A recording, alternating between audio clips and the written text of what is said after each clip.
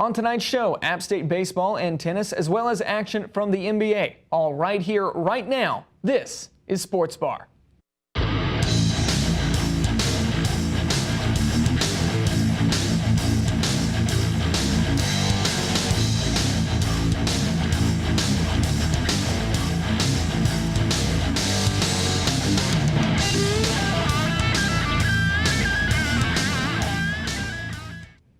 Good evening and welcome to Sports Bar. I'm your host, Travis Stanley, alongside Braxton Critcher. Our women's tennis team had a thrilling win over Georgia Southern over the weekend. The Mountaineers were on an 8-match losing streak before picking up their first Sun Belt win of the season. Mountaineers sophomore Heidi Swope came in to clinch the match-winning point when it was all tied up 3-3. She also helped win the doubles point with Michaela Zupan. 4 of the 6 singles matches went to 3 sets, and App claimed 3 of those matches. 2 of the 3 doubles affairs were decided by 2 points. In doubles play, Gabrielle Werder and Megan Mullen won over the Eagles' doubles teammates with a final score of 6-4. The Eagles answered back in another set, also winning 6-4 to tie up the doubles portion. But the Mountaineers proved to be more than the Eagles could handle. Your App State baseball team got swept in a 3-game series against UT Arlington over the weekend. The Mavericks scored 28 runs in the series to App State's 7. The Mountaineers nearly knocked off the Sun Belt leading Mavericks yesterday afternoon when they led for 3 innings of the game. But UT Arlington rallied in the middle innings to take the lead, and the Mountaineers put up an unsuccessful charge in the 9th to lose 6-5.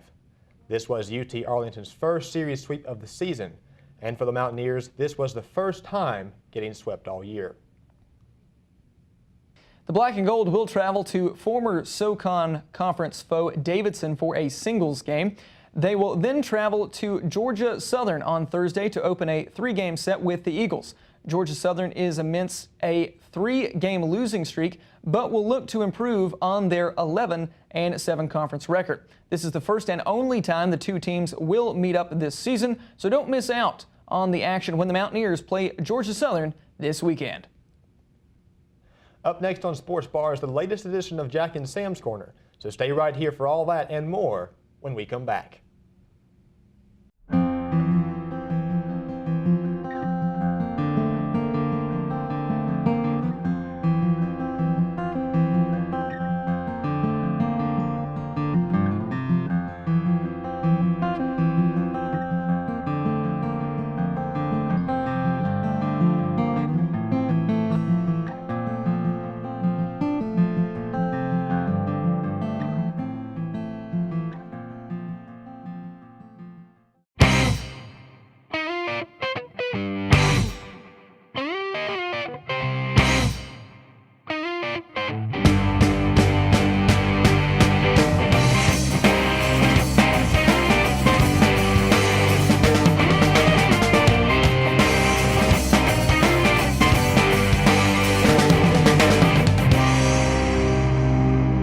Appalachian State University. Live like a Mountaineer, learn like a Mountaineer.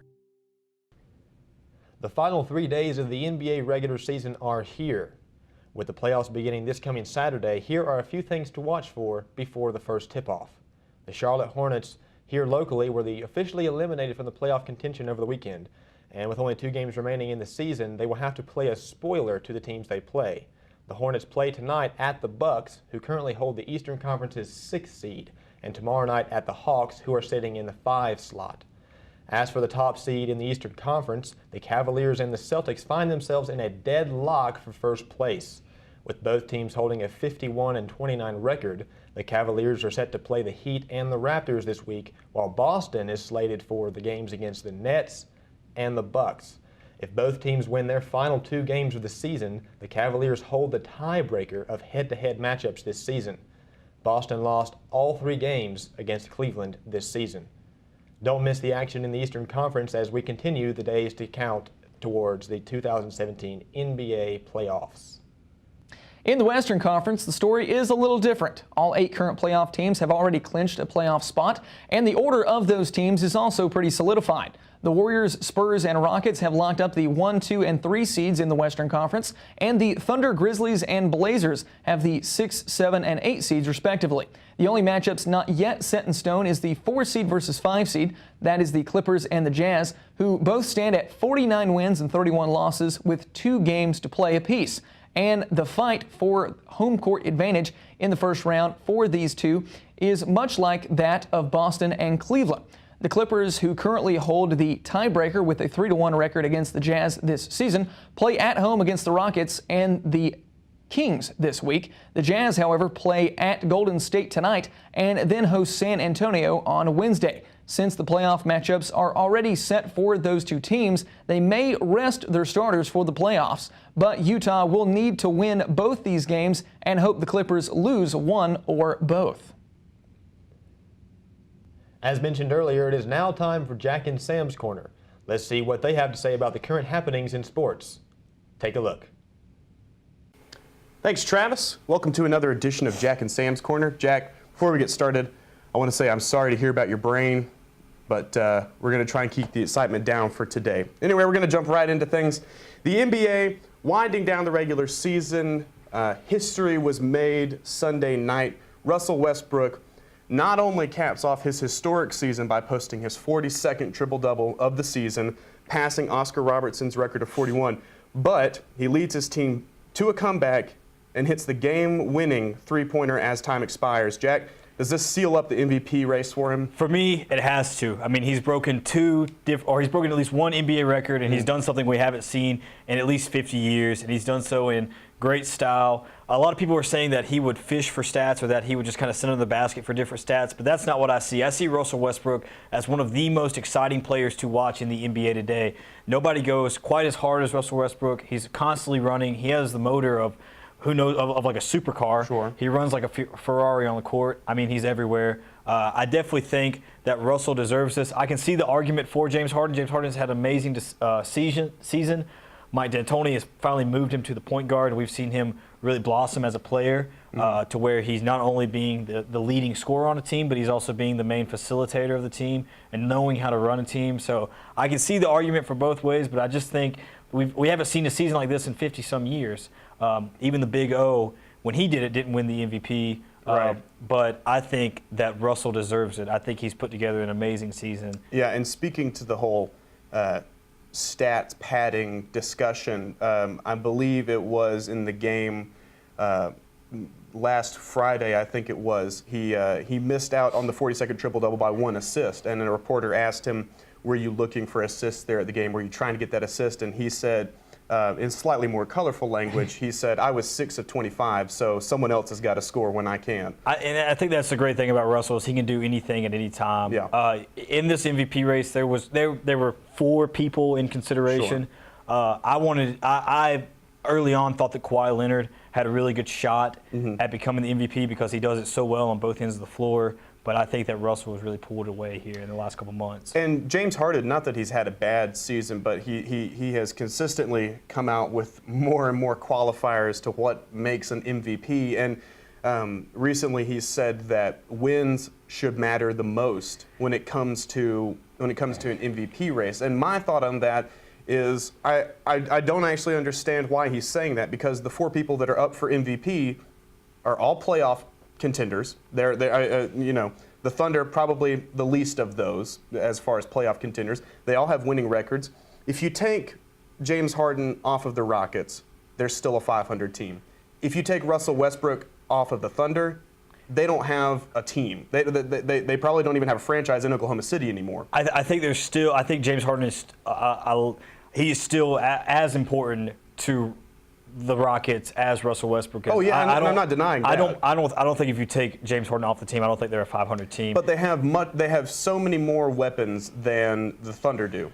But the Thunder do have some very key pieces, some very nice big men. Enes Kanter. But he can't put up 30 points a night. You're right. Like yeah. the backcourt of the Rockets could without James Harden. Well, it depends. Eric Gordon is a good shooting guard. He's been in the league for a couple years, but he's been kind of a streaky shooting guard.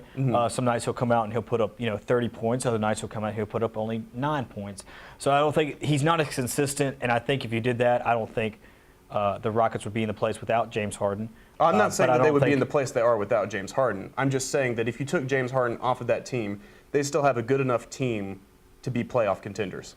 Possibly in the West, maybe not. The West is pretty difficult. Maybe in the East. Well, and the West is difficult, but what we've seen is that teams in the West, you might not have a shot at the first or second seed, but even there was a drastic drop off between the 6th and the 7th seed. So, the West, I think, gets colored up sometimes. I think they're supposed to be the big bad Western Conference, and they are. They're hands down the best conference in the NBA, but that's just my stance on it. Well, you can look at it this way. If you're in the Eastern Conference and you have even a sub-500 season, you can still make the playoffs, and that's evident with the Miami Heat and several teams. They're right above 500, and they are in the playoffs, they're getting close to where they can make that 8 seed or that 7 seed. But in the Western Conference, if you're below 500 or you're just right on the line at 500, you're most likely not going to make the playoffs. Right. But and you're right, the Western Conference is stronger. But I think going back to our original topic, that we got back on. I think that Russell Westbrook, I think it's impossible to deny him the MVP with such a historic season. It has to be. It would be. It's not going to be a unanimous MVP. No. It won't be close. It'll be a close race. Kobe has said that he would like to see it be a co-MVP, but I think I give the edge to Russell. I think if you make it a co-MVP, where does the buck stop with that? Because then you're deciding that two players are explicitly better than a third player. And I mean, Kawhi Leonard is having a tremendous season for different reasons. He's not posting triple doubles, but he's posting a double double. And I mean, how can you measure his defense on the court? I mean, it's just hard to quantify. He that. is the best defensive player in the league, and will probably be taking home another Defensive Player of the Year award this year, I believe. Definitely first team all defense. We're gonna scratch off the NBA right now. We're gonna get off that for real quick, and we're gonna head on over to the MLB, talk about some different things with baseball. The season's got off to a great start. Sam, what are you seeing so far? This is going to be a tough season to pick a wild card. This is going to be a tough season to pick a surprise team. The Cubs look awesome. The Indians look awesome. The Twins, for some reason, have started really well.